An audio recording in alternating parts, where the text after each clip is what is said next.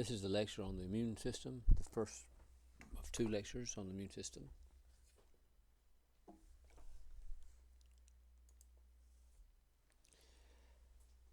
This makes the distinction between a structural body system and a functional body system. A structural body system is basically an anatomically based system made up of various organs, like the circulatory system is made up of the heart, blood vessels, and blood. The urinary system is made up of the kidneys, the bladder, the ureters. These are made up of organ systems that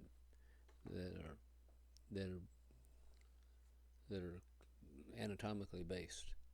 Whereas a functional body system is a physiological based system. They have cells distributed throughout the body and not limited to any specific anatomical organ. Example, this would be the endocrine system. The endocrine system, remember, had endocrine organs throughout the body, from the brain to the pituitary gland to the thymus to the thyroid gland to the pancreas. They're distributed throughout the body.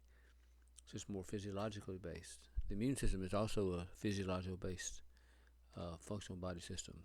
Its job is to provide resistance to disease. The function of the immune system is to protect us against enemies within our bodies, like hostile bacteria, viruses, fungi, and even cancer cells, giving us resistance to various diseases. There's two types of defense systems: there's innate and adaptive. The difference between the innate is non-specific defense system. In other words, this looks for non-specific defense against non-specific pathogens. So all types of viruses would be non-specific. All types of bacteria would be non-specific. Whereas adaptive, or the specific defense system, is designed to protect against specific bacteria, specific viruses, like the virus that causes hepatitis C, for example. It's a specific virus, and the adaptive immune system, adaptive defense system, will help protect against that particular virus, not other viruses, unless there's exposure to that other virus. So it's very selective, very specific.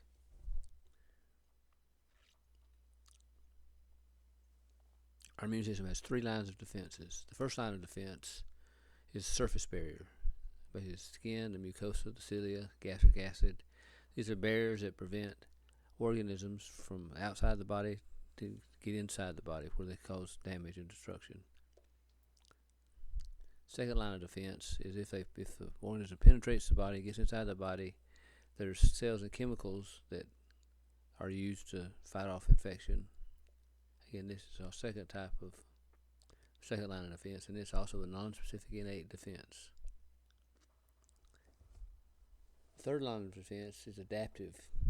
This is to attack particular foreign substances, and specific foreign substances, like the virus that causes hepatitis C, for example.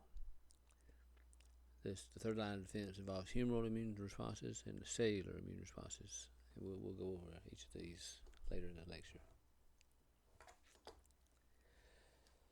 This block diagram illustrates the different types of defenses. There's innate defenses, and that includes surface barriers, mucus, such as skin, mucous membranes, and internal defenses like phagocytes, natural killer cells, inflammation, bacteria, inflammation against bacteria, antimicrobial proteins, and fever. And the adaptive defenses includes humoral immunity and cellular immunity.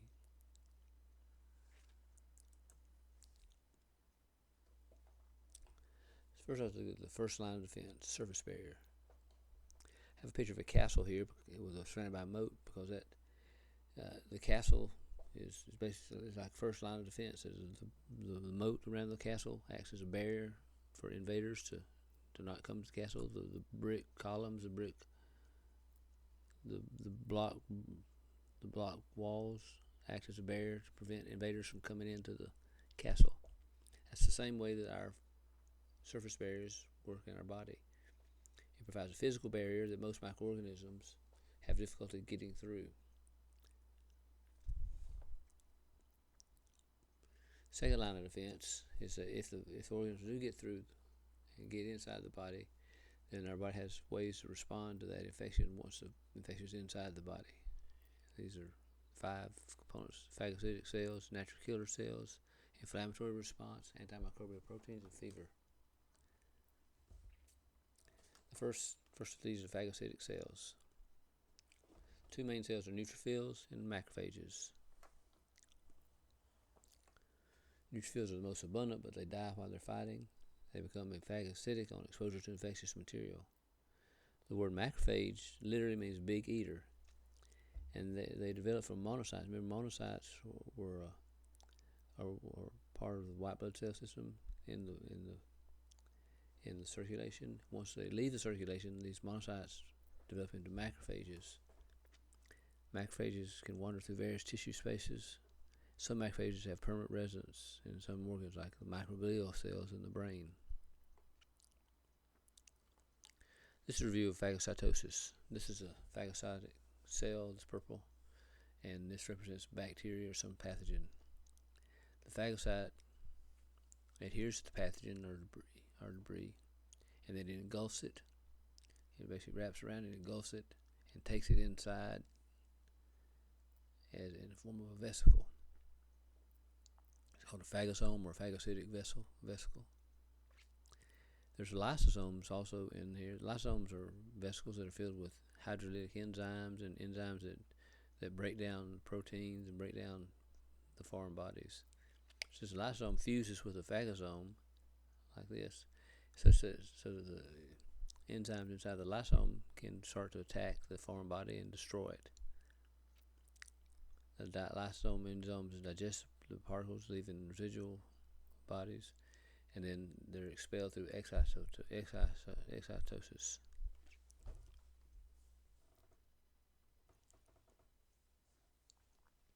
Natural killer cells are a different type of cell. These are non-phagocytic cells. They're large granular lymphocytes that kill cancer cells and virus-infected cells. They're non-specific and they attack cells that lack the cell surface receptors. What that means is, if they lack self, that means they're from non-self cells. They're from another. They're not cells that are produced by the body. They're foreign invader cells. It could be from viruses, virus-infected cells. It could be cells from a blood transfusion, from foreign body, bacteria introduced by foreign body. They kill these cells by directly contacting the target cell and allow it to undergo a programmed cell death. They secrete potent chemicals that enhance inflammatory response. Inflammation is a stage that helps to defend against pathogens. Inflammation is triggered whenever body tissues are injured by physical trauma, by intense heat, by chemicals or infection. It prevents spread of the damaging agents to nearby tissues. It disposes of cellular debris and pathogens. It alerts the adaptive immune system and sets the stage for repair. There's 4 cardinal signs of inflammation: redness, heat, edema, and pain. So when you have an inflammation, you're going to have these 4 components. Inflammation involves the release of chemicals. The inflammatory process starts as a chemical alarm. There's a flood of inflammatory chemicals that are released into extracellular fluid. Histamine, complement proteins dilate local arterioles, which causes hyperemia, or redness, and heat of the inflamed area. Makes the capillaries leaky so that the leukocytes can get out of the capillaries and get into the tissue to fight infection.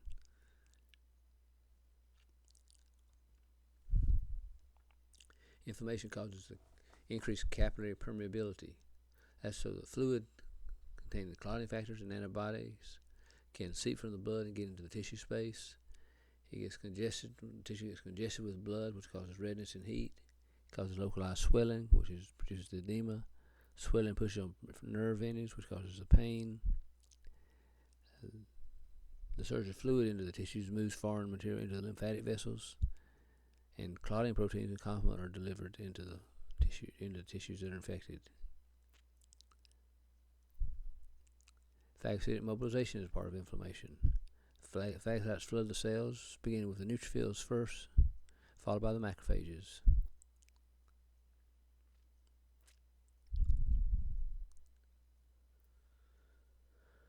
There's 4 steps for phagocytic mobilization: leukocytosis, margination, diapedesis, and chemotaxis.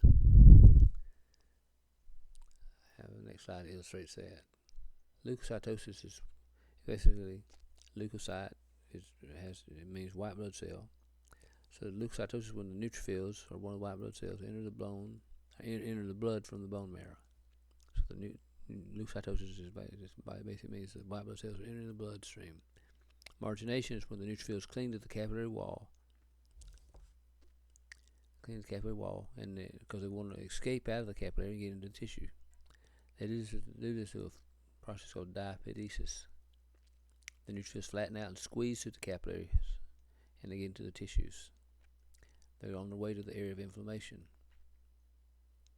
As they go to the area of inflammation, they release a chemical trail called chemotaxis, so that other neutrophils can follow the pathway and get to the infection to help assist these neutrophils in cleaning up the infection.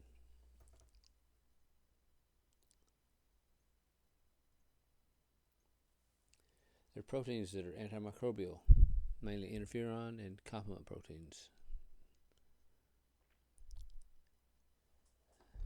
To understand interferon, we need to discuss viruses for a little bit, as opposed to bacteria. Bacteria, as you know, are cells. The bacteria are cells, simple cells, but they're cells nonetheless that can invade and attack our cells. A virus is different. A virus is basically a nucleic acid like DNA surrounded by a protein envelope. It's not a whole cell, it's just basically DNA surrounded by protein. The way they affect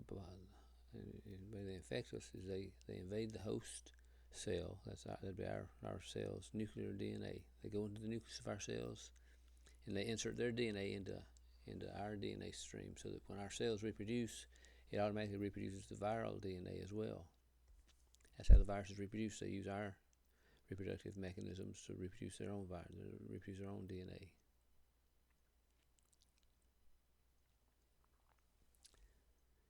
Interferons are a method to help warn nearby uninfected cells.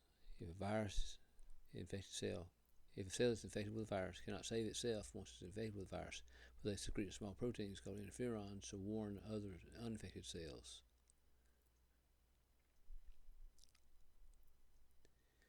Here's a diagram of what happens to interferon. Here's a virus entering the cell, goes into the cell, and then it goes into the DNA of the cell, and inserts its DNA code into our DNA. Now, when this cell is attacked by this virus, it's pretty much hopeless for this particular cell. It's going to die. But what it does, it secretes this interferon, which sends as a warning to other cells, say, hey, there's a virus that's loose, there's a virus that's around. So the interferon is picked up by other cells that are not infected by the virus, and it creates antiviral proteins that block viral reproduction. So it basically makes it so that this cell is resistant to the viral reproduction because of the interferon, and that limits the spread of the virus.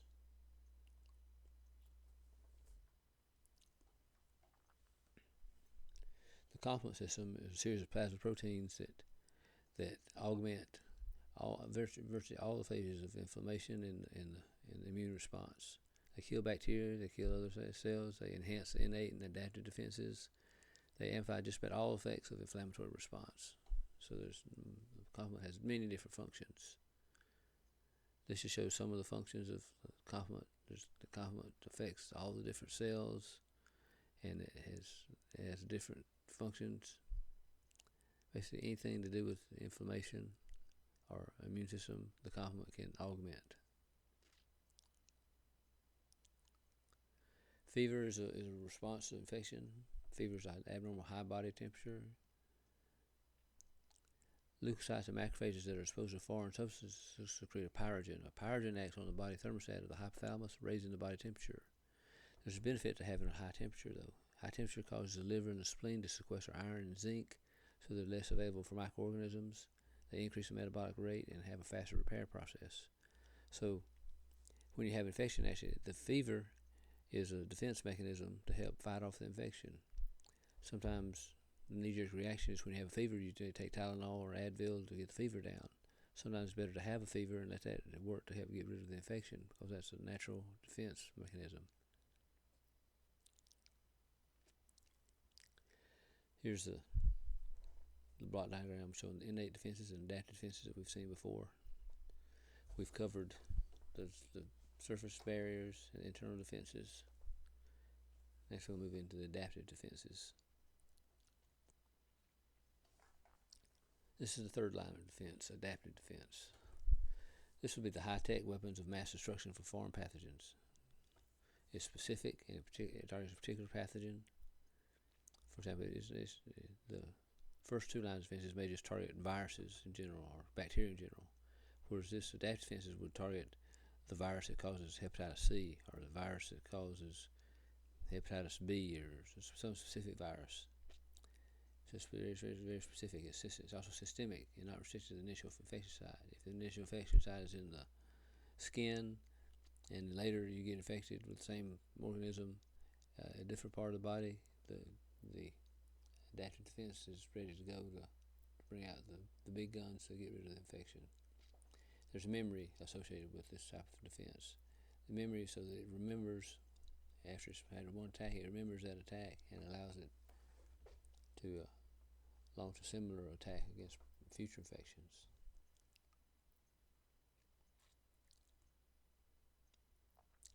Unlike the innate defense strategies, adaptive defenses process must be primed by initial exposure to specific foreign substances, and priming takes time. So the drawback about the adaptive defense is it takes a period of time to build up an adaptive defense. Once it's developed, it's a very powerful tool to fight an infection, but it does take some time to build that up. It comes in two separate overlapping arms of protection: the humoral and cellular immunity. Humoral is antibody-mediated immunity. Cellular is cell-mediated immunity. This table shows differences between humoral-mediated immunity and cellular-mediated immunity. Humoral-mediated immunity is mediated by antibodies. Cellular-mediated immunity is mediated by cells. The B lymphocytes are involved with humoral-mediated immunity. T lymphocytes are involved with cell-mediated immunity. Mode of action is in humoral-mediated immunity is antibodies circulating in the serum. Cell-mediated immunity, the mode of action is direct cell-to-cell contact. Purpose of humoral-mediated immunity is primary defense against extracellular pathogens, extracellular bacteria, and circulating viruses. Whereas the purpose of cell-mediated immunity is primary defense against intracellular pathogens. Once a pathogen has invaded a cell and lives inside the cell, then that's the job for cell-mediated immunity.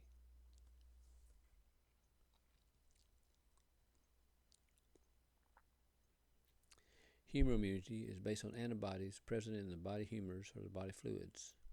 These antibodies are produced by lymphocytes, specifically B lymphocytes.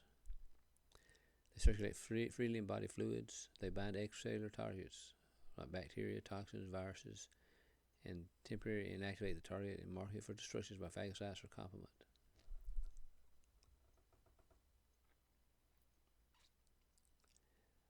In cellular immunity, lymphocytes act against the target cell directly by killing infected cells or indirectly by releasing chemicals that enhance the inflammatory response or activate other cells. Cellular immunity has cellular targets.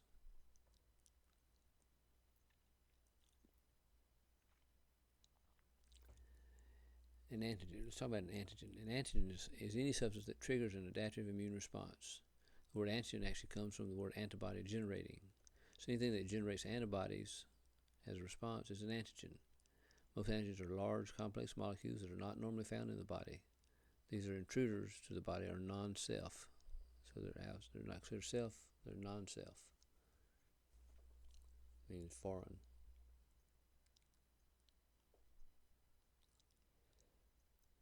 Complete antigens have immunogenicity, ability to proliferate, ability to stimulate proliferation of specific lymphocytes, and reactivity is the ability to react to activated lymphocytes and antibodies released by immunogenic reactions. Incomplete antigens are small molecules. They're not immunogenic by themselves, but become immunogenic if they attach to body proteins. The combination of these haptens and body proteins is marked as foreign, causes the immune system to mount a hypersensitivity. Examples would be poison ivy, allergies to animal hair, detergents to cosmetics. Hypersensitivities. Antigenic determinants. If you're a part of the defense system, you're seeing an antigen, you see a foreign cell, what you look at is different parts of the cell. You look at antigenic determinants, which are only parts of the entire antigen. It doesn't see the whole cell, the whole foreign body. It looks at different parts, like maybe this section here, or this section here, or this section here. It looks at different parts, and it makes an antibody to those individual parts. Antibodies and lymphocyte receptors are bind to these antigenic determinants. Shown another way, if this is an antigen and it has three antigen determinants, one is shaped like a point, others rounded, and others like a square peg. They have different shapes. So the antibodies, an antibody is formed to this antigenic determinant that matches, it has a shape that complements this antigen determinant. So it's going to bind to this. Notice how this antibody has a round end, so it's going to bind to this rounded antigen determinant. This antibody has a shape that's going to bind to this antigen determinant. So it's very unique, very specific for those individual antibody, and it's very specific for those antigenic determinants for that cell. Notice one cell, a foreign body, could have many antigen determinants, and the more the better the defense would be, because there's just more opportunities for antibodies to attach to the antigen. Most naturally occurring antigens have numerous antigenic determinants that mobilize several different lymphocyte populations and form different kinds of antibodies against them. But large chemically simple molecules like plastics have little or no immunogenicity, and therefore can be used as artificial implants. So these are like this ceramic and metal implant is smooth and doesn't have many antigen determinants, so it's hard for the body to mount an immune response to this kind of substance. That's why it makes it good for implantation into the body without risk of rejection.